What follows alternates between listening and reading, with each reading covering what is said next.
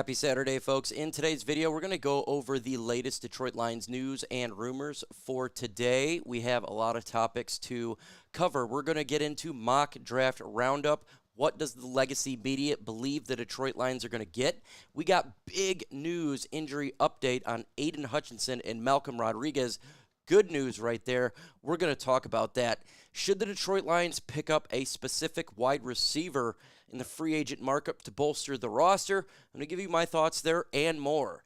But before we get into today's video, if you could subscribe to the channel, that would be great. We're at 85,265. That's right. We get 35 more subs, folks. We're going to hit to 85,300.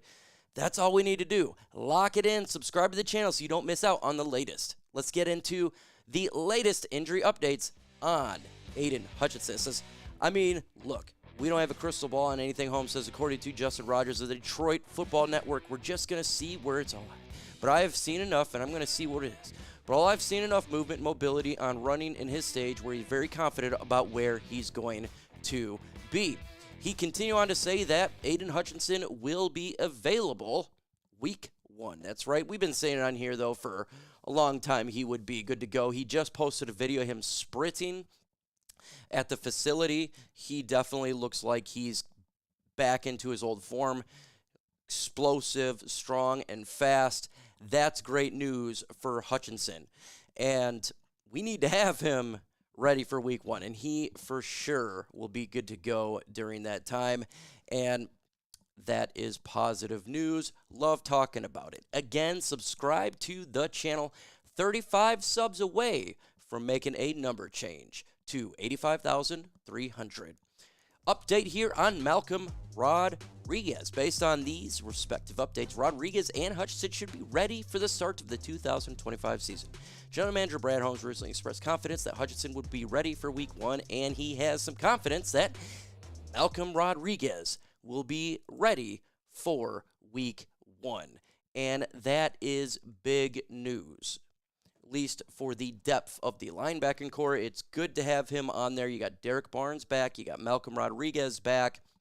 The Lions linebacking room is getting healthy, and it will be healthy for week 1 unless there is an injury in training camp or something before. But right now, it's good to see these players getting back on their feet. Now, Malcolm Rodriguez posted on his social media him jogging. So he wasn't sprinting like Aidan Hutchinson, where he's putting up, mad speed, but it's a great sign for him to be ready for week 1.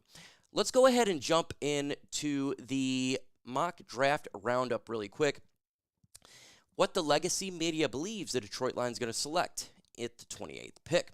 Now you got the NFL spin zone saying Emeka Egbuka, wide receiver, Ohio State. I do not believe the Lions will invest a high draft pick in the wide receiver position, and we're going to go over that right after we talk about this segment here. We have a lot of depth there. I think they go into a different direction. That's why you're only seeing one individual saying that.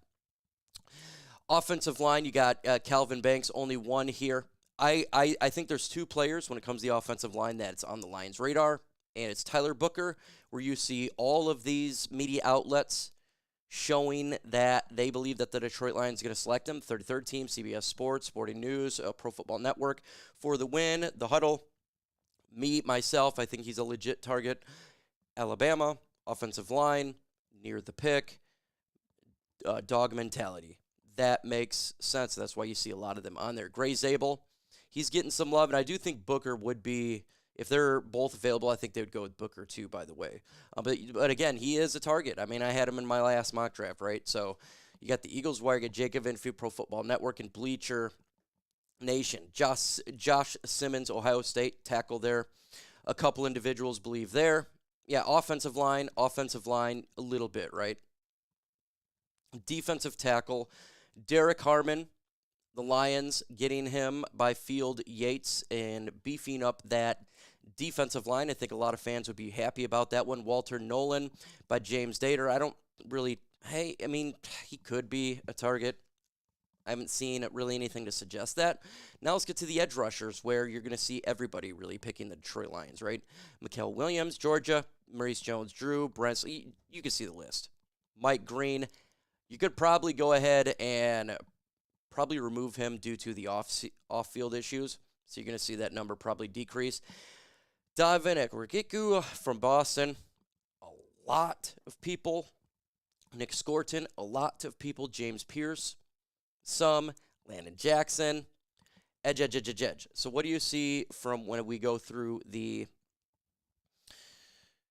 mock draft roundup? What are we seeing? There's two positions really that is getting a lot of attention. It's offensive line and pass rusher. That's what I've been saying on this channel since the end of the regular season is that's probably what the pick is going to be at 28. Or if they trade up, or if they trade back a little bit, the first pick I do think is going to be one of those positions.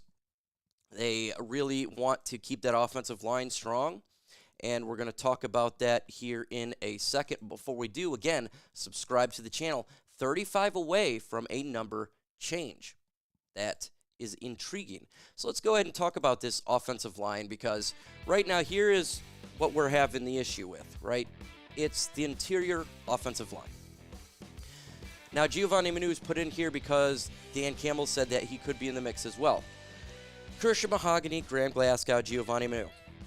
Last year, Graham played on the right side, and he didn't play particularly well. Mahogany played on the right side, and he did. There could be a situation where Graham goes to left or Mahogany goes right, and Giovanni Manu is battling it out. You got Kayode Oshika, but I don't have him as a starter. He's going to be a backup there. That's the options, and that's why I say the Lions potentially can get a guard in the draft. High guard, too. We're talking probably the first two picks. That's why I think it's possible for them to do that. Now let's talk about the wide receiver position. Let's get into some interesting nuggets there, because you've had some individuals talk about, we've seen it in this mock draft roundup, that the Lions may target a wide receiver early. I got asked yesterday in my live stream that we don't need to get a wide receiver. So let's talk about this position for this football team really quick. Now, I do believe the Detroit Lions need to draft a wide receiver in this year's draft.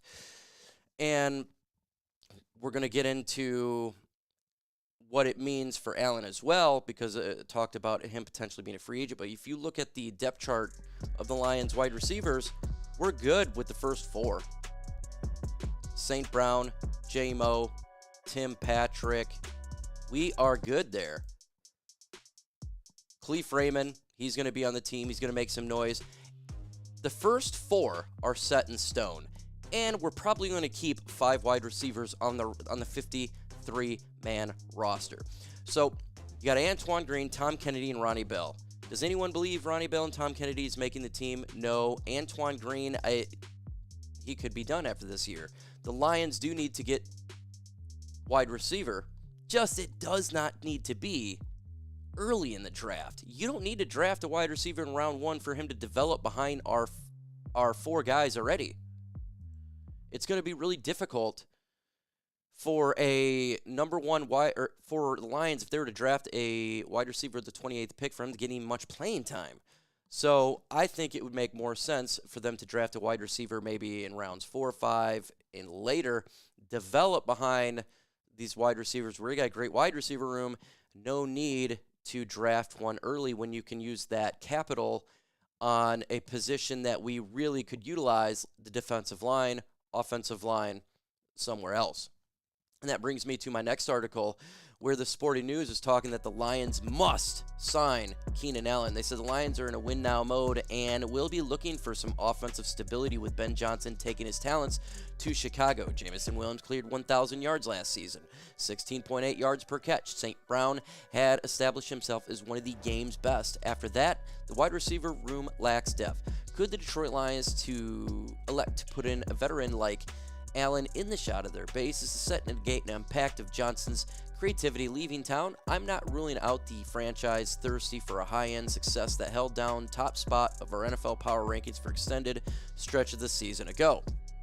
They are asking and telling the Detroit Lions to sign Keenan Allen, that you must sign Keenan Allen. I don't believe that the Lions must sign Keenan Allen. I don't believe that they will sign Keenan Allen The only possible way, and let me know in the comments if you think they would sign Keenan Allen or if you'd want to. The only possible way if they completely botched the draft when it comes to wide receivers, they end up not drafting a wide receiver at all. That would be the real only scenario I would see that. The Lions are trying to get younger. That's why they develop, right? We're not trying to get older at that position. They're trying to get younger. Brad Holmes literally spoke about that, about potentially drafting a wide receiver in the draft, getting younger, something that they can develop going forward. The only way I see if they were to sign a Keenan Allen, I guess, well, two ways. We'll go to injury that happened. If an injury happened at training camp to one of our starters, okay, that would be then possible if something devastating happened, or they completely botched the NFL draft and decide to not even look at wide receiver at all. And I don't think that's the case. Brad Holmes stated that they're looking at wide receivers. And we do need to get one again, like I said, stated earlier, for depth purposes. Depth purposes. Don't need a starter. Don't need any in that. Just need to have players that can learn to develop and come in if needed. No need to go a different route and screw the pooch on this one. They are sticking to their plan. Brad Holmes said they're going to stick to it. They're sticking to it, and it's not going to change. Just not going to change at all. He sticks to his plan, and he's going with it. So as much as whether you like it or don't like it, that is what Brad Holmes and Dan Campbell and this organization is doing. So give me your thoughts on the latest news and rumors in the comments, good, bad, and the ugly. Adios.